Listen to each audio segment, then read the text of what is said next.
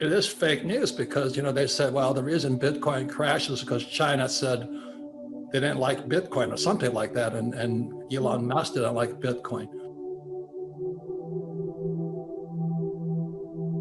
That's not the problem. You see, China has not liked Bitcoin forever.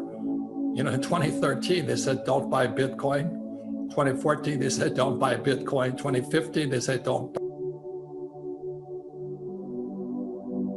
buy Bitcoin. And 2016, I think they said, don't buy Ethereum. When the press comes out and says the reason Bitcoin crashed is because China trashed it. Well, they've always trashed it. That's not the reason it's crashing. Those of you tuning in, if you hate Trump and you like Bitcoin, you'll probably hate me after this. I'm going to tell you what I know. I don't want to swing either way. It's like I said, there's a lot of fake news out there. So I love Bitcoin. I almost bought it, I think it was 2017 when I was at 20,000, but I didn't. And I'm going to say this much here, okay? This is real financial education, what they don't teach you at school.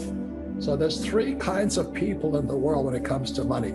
There's an investor, a trader, and a speculator. I am an investor. So the moment I started buying Bitcoin, I wasn't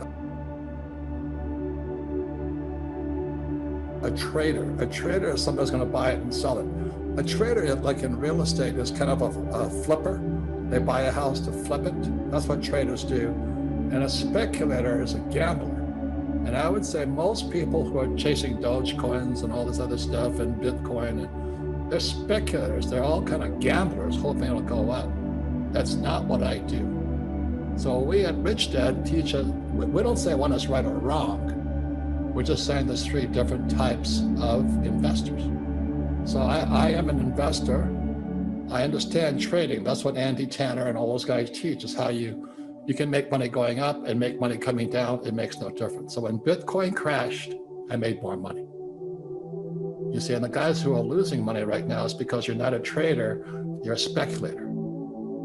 So don't say, oh, you hate Bitcoin. No, I think you're stupid. That's what I'm saying, but it doesn't mean I hate Bitcoin.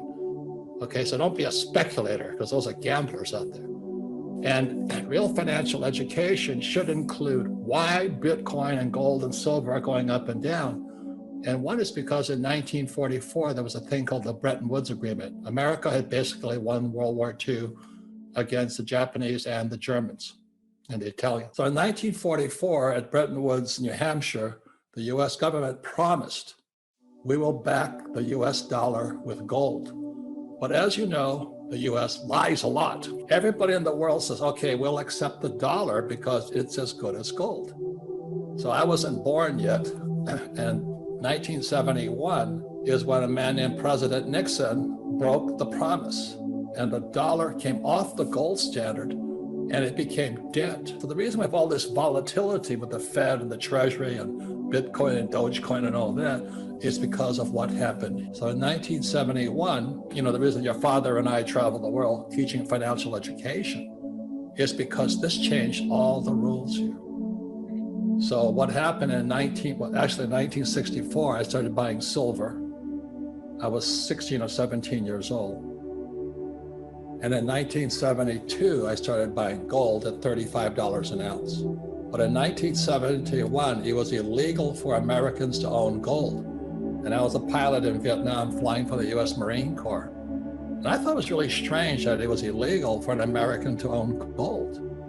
So I became suspicious of the Federal Reserve Bank and the Treasury.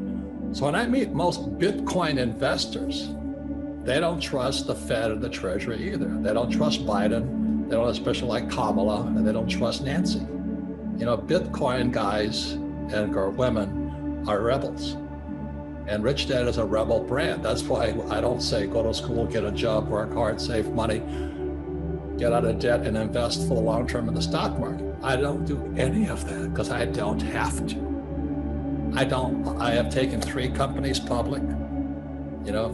I started the business, took it public and all that. Once I understood how the stock market works, I wanted nothing to do with it. So as you know, Alexandra, in our company, we don't have a 401k. And we don't, we don't tell you what to do after that, but we don't recommend you save money either. Because why would you save money? Because after 1971, the Federal Reserve Bank, which is not a bank, it's not federal, it's not really, there's no money in it, and the US Treasury can print money. Those savers are losers. And that's what, and the school teachers are still telling people to save money. So all you Bitcoin people out there, this is what I do. I save gold, I save silver, I save Bitcoin, Ethereum, and bullets. Coin boom beating gold and silver. What does that mean? It means you better buy as much as you can now. The train is moving, the dollar is dying, silver is still affordable for everyone. And as the dollar crashes, what counts is not price, but how many coins of gold, silver, or Bitcoin do you own? And why I sent this here is because I first started buying silver in 1964 when I was 17 years old. And the reason is I didn't know. I was a kid, a high school kid, and I saw this little copper tinge around the dimes and the quarters and the half dollars. I didn't know what that means, but there's a law called Gresham's Law. And Gresham's Law says there's something that we as human beings know what's real or fake. And apparently as a kid, I kind of knew that anything with a copper tinge around the silver, the dime, quarter, or half dollar was fake. So I used to caddy for the golf. I played golf, so I caddied to make money to pay for my golf. And I would take my caddy money and I take it into the bank and I trade it in for rolls of dimes, quarters, and half dollars, and I'd go through the coins. And if I saw anything with copper on it, I'd kick it back, and then I'd rewrap them and take it back to the bank with extra money. So I did that for about a year. I just kept collecting dimes, quarters, and half dollars. And I had this whole bag of what they call bulk silver today. But I just kind of knew it was fake. And then I went off to school in New York. And when I came home, my mother spent it. She apparently did not know the difference between real silver and fake silver, but that's where our family was poor. But anyway, then in Vietnam, I got to Vietnam in January 1972, and as soon as I got there, my rich dad sent me a letter, but those were snail mail. I mean, it took a long time the mail to get to you. And he says, watch out, he says, the world's going to change. Nixon took the dollar off the gold standard. And I didn't even know what gold was because we weren't allowed to own gold. In 1933, I believe, it was illegal for Americans to own gold. So I didn't know what gold was. So my co-pilot and I fly behind enemy lines because the North Vietnamese army had run south and the gold mine was in its way. So we fly behind enemy lines, and that's when I started negotiating. Gold was at $35 an ounce in 1971. And by the time I got to the gold dealer at this gold mine, it was a little Vietnamese woman with red teeth. And I tried to buy gold from her at a discount. So I thought, well, it's $35 an ounce. It's $50 an ounce today because it was starting to rise. And she wouldn't move. She says, no, it's spot. Spot. I didn't know what spot meant. And here we are, my co-pilot and I were college graduates, and this little Vietnamese woman, I don't think she went to college, but she knew more about money than he and I did. But that was my introduction to gold.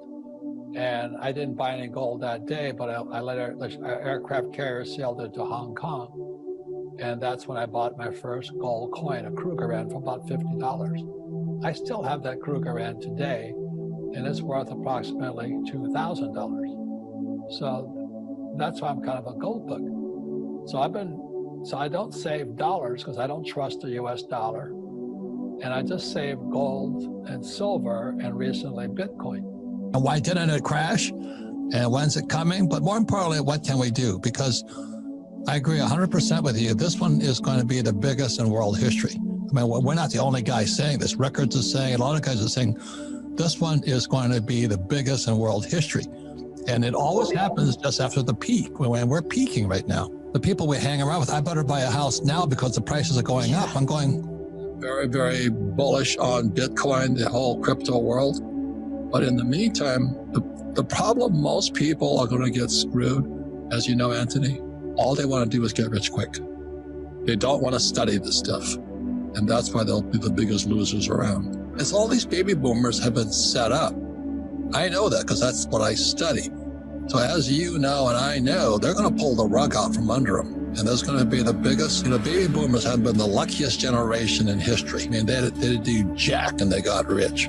They put money in the stock market and they got rich. And I was just sitting there waiting. I said, come on, go lower. And all the guys who are hoping it goes higher are bailing out, But it was pretty funny, personally. Of course.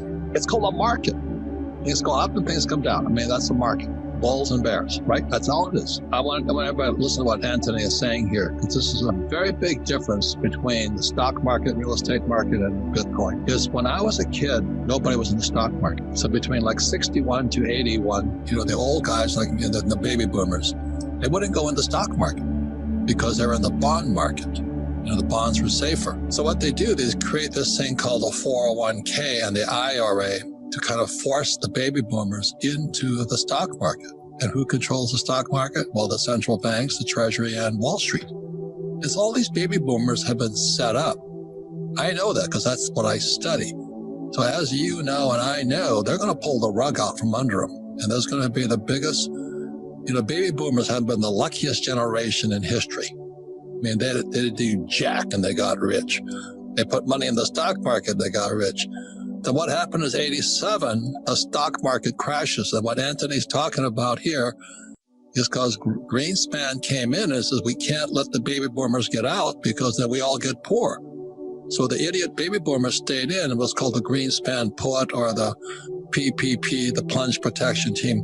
What Anthony is saying there, they prop the stock market up to keep the baby boomers in. And that's the difference between Bitcoin. There's nobody holding it up. Now, that's good or bad, but to me, it's good because you've got to be smarter. And all you losers out there who just want to get rich quick, you're going to get pounded. Stay in the stock market. Stay with that 401k. And then you get pounded when it all comes. Can't stop it. Buy low and hang on forever. He says, when do you sell? He never sells. I own Bitcoin. I'm never selling. I own real estate. I never sell. I own businesses. I never sell. Because if you sell, you have a tax cut.